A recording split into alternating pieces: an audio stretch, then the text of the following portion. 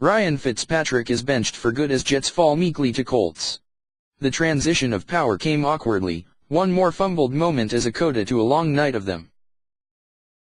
Ryan Fitzpatrick stepped to the podium near midnight in a makeshift news conference room at MetLife Stadium, just having learned he was no longer the Jets' starting quarterback. After 2 seasons, one that nearly ended in a playoff berth and another that turned him into a laughingstock, Fitzpatrick was now a backup, having been told a few minutes before by an offensive coach in the locker room. Bryce Petty, the new starter, found out just before he followed Fitzpatrick on stage. Todd Bowles announced the switch in his post-game remarks but had not told either player.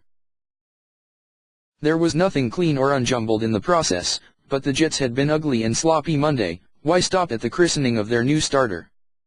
They were beaten down by the Indianapolis Colts, 41-10, on Monday Night Football, embarrassed before a national audience. Fitzpatrick was benched, then usurped, with Bowles having decided before the game that Petty would start the last 4 games of the season regardless and having tacked on the second half of this loss as well. At 3-9, the Jets are playing out the season, trying to maintain the dignity they could not muster against Indianapolis and looking forward after being officially eliminated from the playoffs. There was no sugarcoating the performance. Bowles dropped 13 expletives in 6 minutes in describing it. Muhammad Wilkerson used a few jagged words, too, not so subtly questioning the effort of some of his teammates.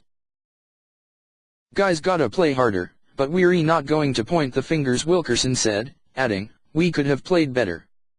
Coming out prime-time football, playing like that, it's not up to our standards in all 3 phases." The onslaught against the Jets began early, not from the Colts, but from the Jets' own fans. With a nationally televised game and a viewing window all to themselves, this was an opportunity for the team's followers to air their grievances to a wide audience, lest anyone focus on the team itself. It took just 54 seconds for the initial boos to descend onto the field. The Colts had not yet scored a point, but an incomplete pass by Fitzpatrick was the initial trigger. After a 3-and-out on the opening series, there was no delaying the inevitable. If it was premature, the Jets set out to prove that the cynicism was not unwarranted. Pinpointing a trouble spot was harder than just pointing to them all. Perhaps the hardest hit laid by the home team was by a New Jersey State Trooper tackling one of 2 fans who ran onto the field in the 3rd quarter.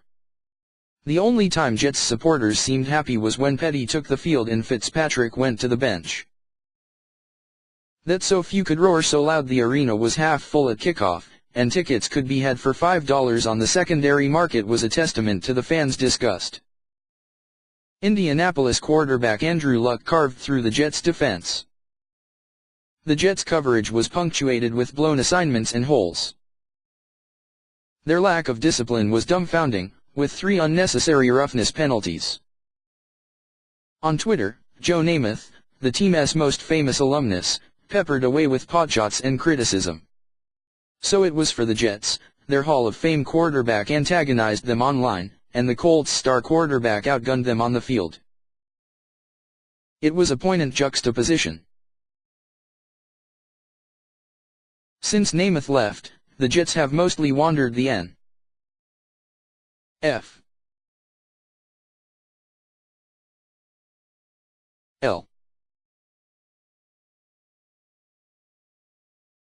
desert, looking for a capable heir.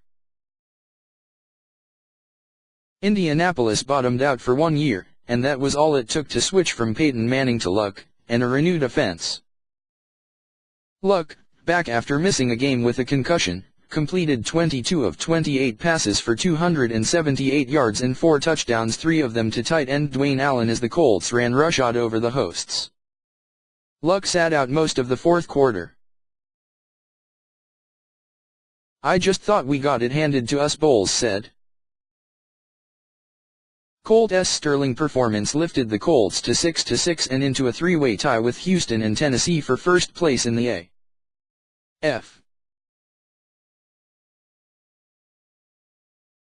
AFC South.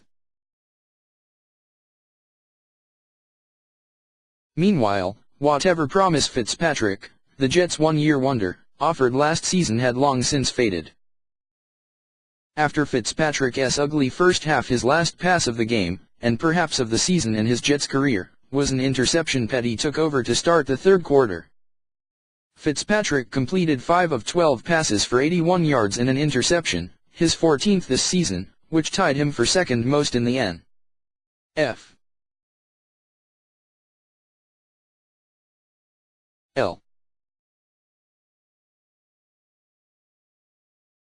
Petty was not particularly inspiring. He lacked a deft touch on several deep passes to Robbie Anderson until he finally connected on a 40-yard touchdown in the fourth quarter. Petty completed just 11 of 25 passes for 135 yards, and he threw 2 interceptions. But the starting job is now his to keep. With 4 games remaining, the Jets, and Petty, are simply playing for respect.